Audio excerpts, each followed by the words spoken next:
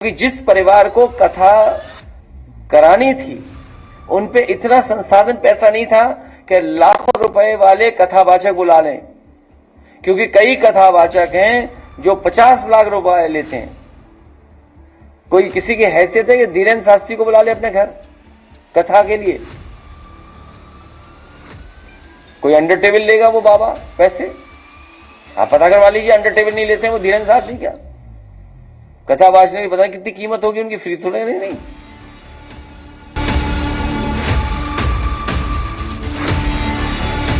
नमस्कार, मैं हूं ब्रजेंद्र मिश्रा। आप देख रहे हैं न्यूज ट्रैप ऑनलाइन।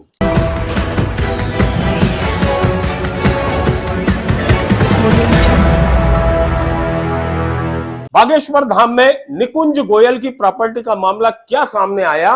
अब हर कोई धीरेन्द्र शास्त्री के खिलाफ अपनी आवाज मुखर करने लगा है। मुद्दे अलग अलग हैं, लेकिन आवाज में वही आक्रोश है और वही गुस्सा है।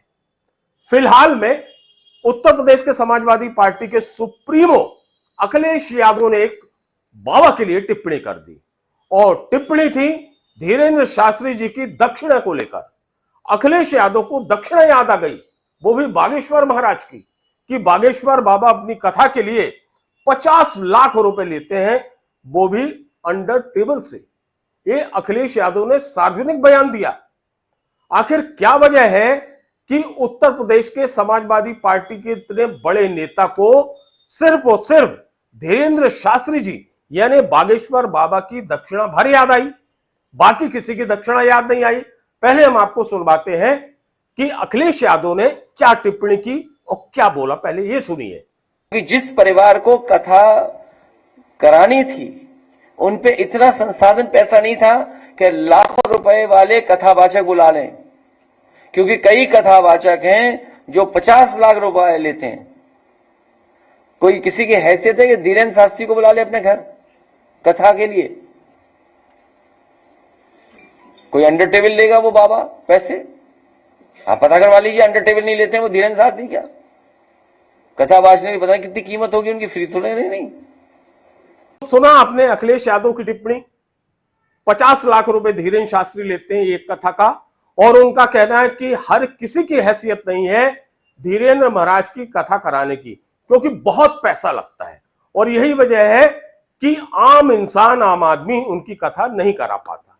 चलिए, मान लिया अखिलेश जी आपकी बात, लेकिन धीरेन्द्र शास्त्री यानी बागेश्वर बाबा तो खुद अपनी हर कथा में कहते हैं कि उनकी कथा वास्तव में बहुत महंगी होती है, और अमीरों की वजह से, धन्ना सेठों की वजह से, पैसे वालों की वजह से वो अपनी कथा के जरिए आम जनता तक पहुंच पाते हैं।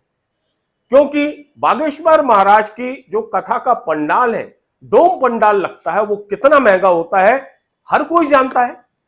और सिर्फ डोम पंडाल भर से काम नहीं होता, वहां जितने अरेंजमेंट्स होते हैं, जो व्यवस्थाएं होती हैं, खान पान से लेकर बैठक व्यवस्था, इन सारी व्यवस्थाओं में बहुत पैसा लगता है। जो मंच बनता है बाबा का, एसी वाला मंच होता है, उसमें बहुत पैसा। तो वो हेलीकॉप्टर से उड़ते हैं और चार्टर्ड प्लेन का यूज करते हैं, तो हेलीकॉप्टर और चार्टर्ड प्लेन का खर्च भी तो होता है ना, उसमें भी बहुत खर्चा आता है। तो इस तरह से यदि हम सारे खर्चों को मिला दें तो बाबा की 3 से 5 दिन की कथा का जो कुल खर्च आता है वो 2 से 5 करोड़ रुपए तक होता है। ये अखिलेश यादव जी को मालूम होना चाहिए। 50 लाख तो शायद उन्होंने बहुत कम बोला है, लेकिन फिर भी सच्चाई यह है कि बाबा खुद कहते हैं कि उनकी कथा बहुत महंगी होती है। तो अखिलेश यादव जी, आपको दक्षिणा तो याद आ गई बाबा की, कि अंडर टेबल काम होता है, अंडर टेबल पैसा लेते हैं। लेकिन जब आपकी सरकार यूपी में शासन में थी और जब आप खुद मुख्यमंत्री थे यूपी के, तब अंडर टेबल के नाम पर किस तरह का गिरोह काम कर रहा था, यह भी आप याद कर लीजिए। मंत्री हो, विधायक हो, सांसद हो, या फिर आपके सरकारी अफसर, बिना पैसे के कोई काम नहीं होता था। पैसा दो, काम कराओ, हर काम में पैसा चाहिए।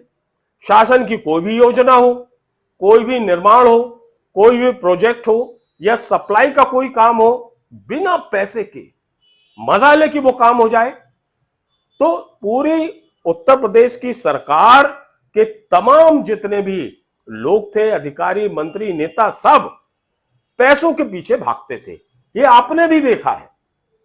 तो ऐसी दशा में जब पूरी सरकार पैसों के पीछे भागती थी, तो आज यदि ये कथावाचक धीरेन्द्र शास्त्री, जैसा कि आपने कहा 50 लाख रुपए अंडर टेबल लेते हैं या टेबल के ऊपर लेते हैं, तो क्या ये इतना बड़ा गुनाह हो गया? पहले आदमी को अपने गिरेवा में झांकना चाहिए, उसके बाद ही कोई कमेंट करना चाहिए।